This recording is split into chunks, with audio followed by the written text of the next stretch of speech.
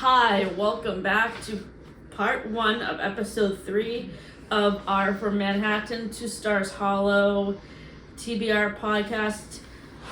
This video will be out on June 8th. Part 2 of this episode will be out on August 30th. Today we are here to review one essay collection, 3 books, and 2 movies. Yeah. And one book to movie comparison. And then we will talk briefly about a video I recently watched on YouTube with unpopular Gilmore Girls opinions, focusing on one Gilmore Girls opinion. So the first book we are talking about is this essay collection called Consider the Lobster. The only reason why I can think of that we selected this was because of the quote that Phoebe says in season 2, episode 14, the one with the prom video, She's Her Lobster, where she explains to Ross that she thinks that lobsters mate for life. I looked that up and it isn't true. And this essay collection, I struggled with this. Boring. It was boring. So yeah. We're going to be donating this to the used bookshelf at the bookstore. Yeah. The next book that we wanted to talk about is Lost on a Mountain in Maine by Don Fendler. For me, this was my first time reading it. It reminded me of another book that I read called Hatchet by Gary Paulson, because it's a tale of a young boy who survives in the wilderness. And I just love the atmosphere and how it kept me on the edge of my seat with if he was going to survive or not. And I believe he does survive, but I don't want to spoil the ending. He does. It was a very well-written book, and I feel like the author himself, Don Fendler, did an amazing job with writing about his story as a 12-year-old boy. You read this book in school, right? Or yeah. Did you like it? I liked it for the second time just as much as I liked it for the first. So, and actually, Don Fendler came to my school the day that we actually read it, so we got to meet the author. What was it like to meet him? It was just really cool to meet him because he's just an overall amazing person, and he's just like a normal person, just like you or anybody else. But so the next book we read, I borrowed from the library. She listened to on audio, so the picture of the book cover will be inserted. It's called Most Ardently. This was a modernized remix of Pride and Prejudice that is the 9th book in a series of classic retellings. I'm actually reading another book in this series right now that is a remix of Little Women called So Many Beginnings, but to Most Ardently, this is a modernized version of Pride and Prejudice where it's a LGBTQ plus remix of Pride and Prejudice, and I feel like the writing in this book was really good, but Oliver's character was not essential to the plot of Pride and Prejudice, and this book did not really need to be written in the first place because I just had a hard time getting into it. I made it 45% in before stopping, so I almost made it halfway through, but then I had to stop. I had a hard time getting through it too. It was kind of I don't think the retelling for this one was as good as, say, if I were to compare it to Bridget Jones' Diary retelling of Pride and Prejudice. I think they did a better job in that. Yeah, and we will be doing a book to movie comparison of Pride and Prejudice and Bridget Jones' Diary in our next portion of this episode, which will be out on August 30th. Because by then we will have watched Bridget Jones' Diary. Yeah. So next we are doing a book to movie to musical comparison of Tuck Everlasting. Tuck Everlasting is a middle grade book by Natalie Babbitt. It came out in the 70s, but it was re-released in 1994 for the 25th anniversary. And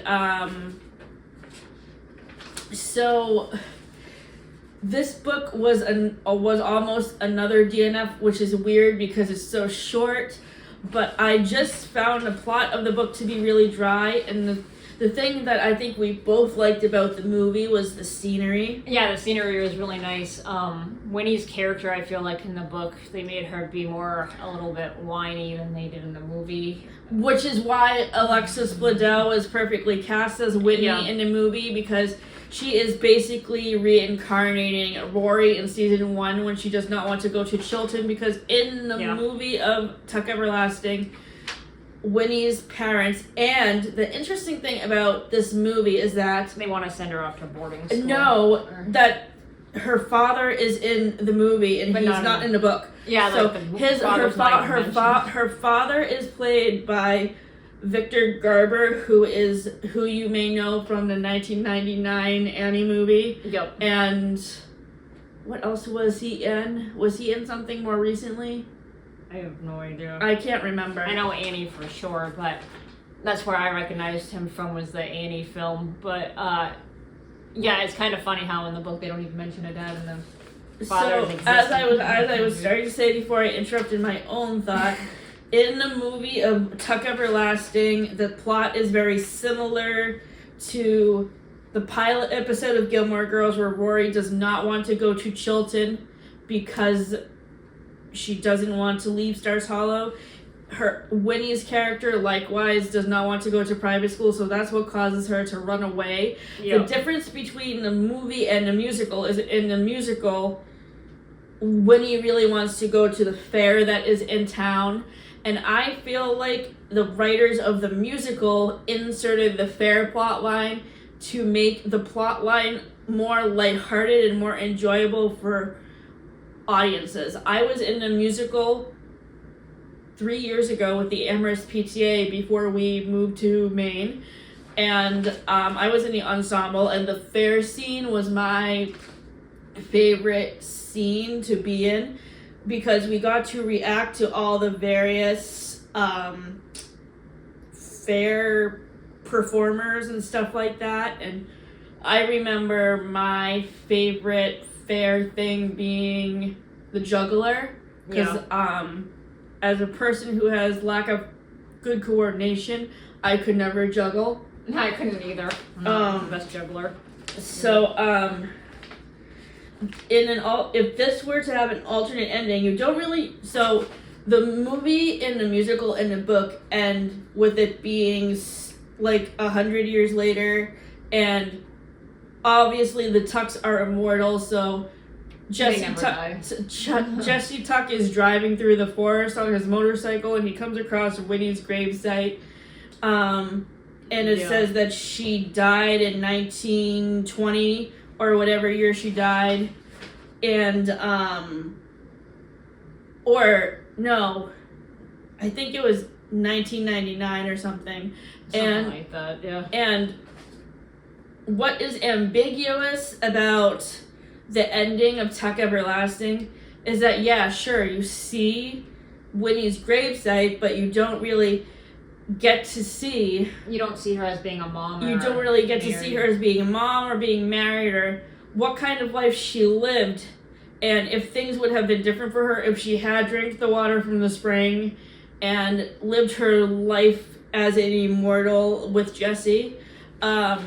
My headcanon for Tuck Everlasting is that Winnie does not drink water from the spring. She marries Hugo, who is the police constable's deputy in the musical, who is around the same age as her.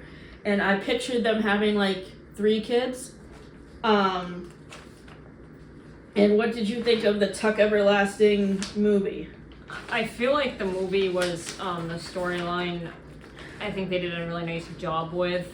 But like you said, it's kind of like you kind of wonder in the book where the father is, because they don't really talk about him much, so it's kind of odd that they just all of a sudden pop in a father in the movie. That part was a little confusing at the beginning, but then I think they cast Winnie's character for Alexis Bledel really nicely. Like she did, I think they had back to our discussion that we were having yesterday about mother-daughter relationships. Even though the relationship between Winnie and her mom is not really seen in very many scenes. One scene that stood out to me is at the very beginning of the movie when Winnie is at the gate talking to the man in the yellow suit, and basically she was saying, I don't associate with strangers, and that was a warning sign she was sending to her daughter to not talk to him anymore, because he didn't, by outward appearance, he didn't seem like he was very nice, although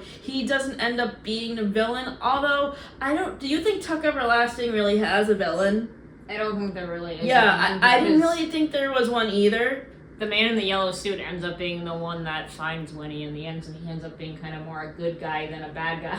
Right, exactly. So I don't think they really had a bad guy in the Tuck Everlasting film. I don't think that it was like, even though they make it sound like that. Right.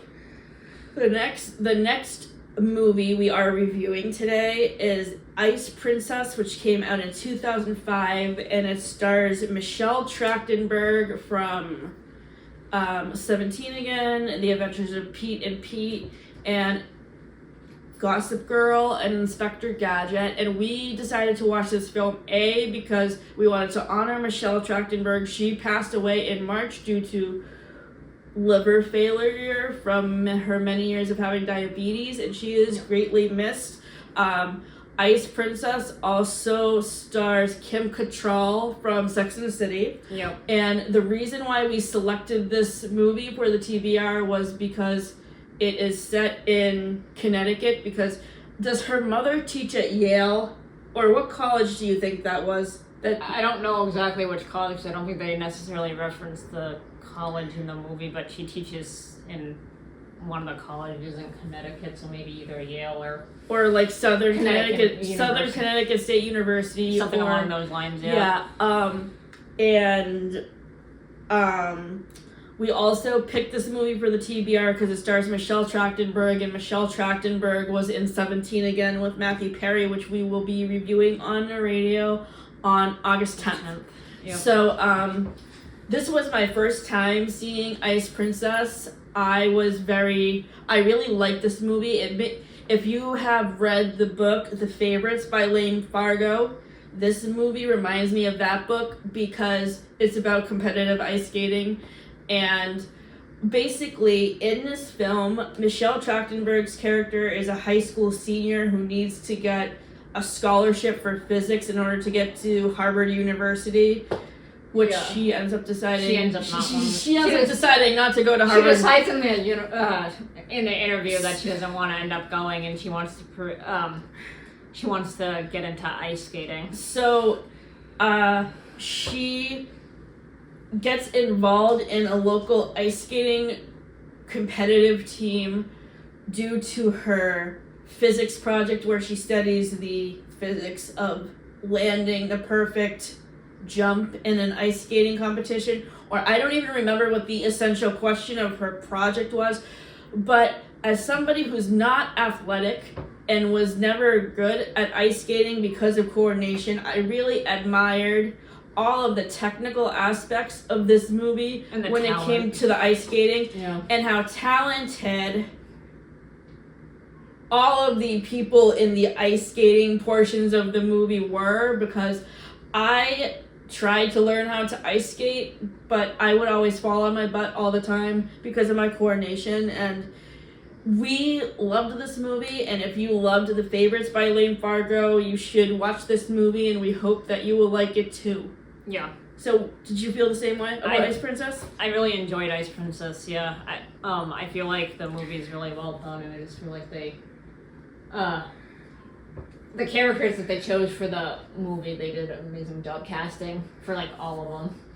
So, the last thing I wanted to talk about was a video that I watched this morning on Pensive Whiskers' YouTube channel about unpopular Gilmore Girls opinions. And in one opinion about Lorelai, it was stated that she's neurodivergent, and as somebody who has a disability that is similar to autism on the same spectrum of autism, like I have similar traits to people who are autistic, but I'm not really autistic. I thought it was really interesting to see this unpopular opinion about Lorelai, because I definitely notice some certain aspects of her personality that can relate to me, and I feel the same way about Paris's friend Madeline as well. Yeah. It's not really, there's no unpopular opinion about her being neurodivergent, but just in the scenes that we've seen her in certain episodes, Comments. and the comments that I've seen on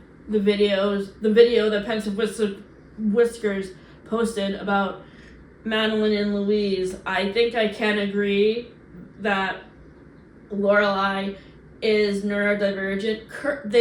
In the video that she posted about Kirk, she also mentioned that Kirk was neurodivergent. So it's interesting that there's so many opinions about these characters being neurodivergent. It makes you wonder if the director of this show, Amy Sherman Palladino, was like a psychologist related to people with learning disabilities, and that's why she was trying to incorporate so much representation of neurodivergency or ADHD or whatever other disabilities people might be diagnosed with at the time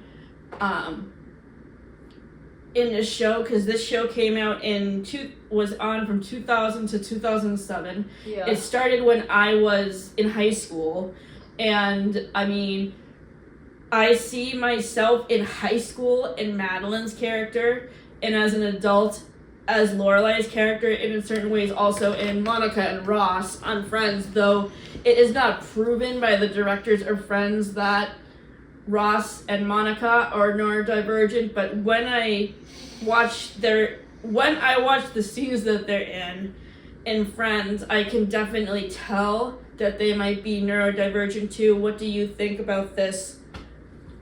I think that the Lorelai's character I can kind of see some neurodivergency in her character for sure. I feel like maybe that's just, as you said, I feel like maybe that's the way the director just decided to cast the the characters in the movie or the TV series. Kirk definitely, I feel like, is neurodivergent. Do you think Madeline could be neurodivergent a little bit too, based on the scenes we've seen her in? Yeah, I think she has some tendency to be neurodivergent. It will be very unlikely that the actors from Gilmore Girls will see this video, but if Sean Gunn or Lauren Graham or Shelley Cole happens to, if they see this video, let us know what you think of this unpopular opinion, and if you think that Lorelai and Madeline and Kirk were neurodivergent. Yeah. So that does it for us today. We will see you guys in August, and please listen to us on the radio on August 10th and listen to Matt on June 8th.